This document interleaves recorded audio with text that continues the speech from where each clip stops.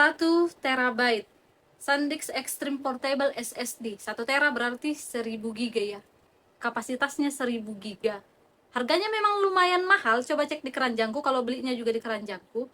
Tapi kalian tidak akan mengalami lagi memori penuh, terus nge-lag handphone, ngehang, ngedit pun susah, mengedit pun lemot. Aku pengalamanku sendiri ya. Dan itu udah hampir 1 tahun aku alami. Akhirnya aku menemukan produk ini. Ini awalnya aku nggak tahu. Aku kan punya hard disk di rumah yang 1 TB juga, tapi nggak bisa yang langsung memindahkan data dari handphone to handphone. Dari handphone to hard disk. Biasanya dari laptop to hard disk.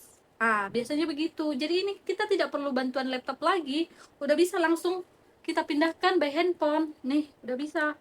Type C to Type C nih. Dan ada lagi dikasih satu yang untuk port USB-nya. Jadi tetap aman. Kenapa baru sekarang aku menemukan produk sebagus ini walaupun harganya mahal yang bisa langsung kalian beli dari keranjangku?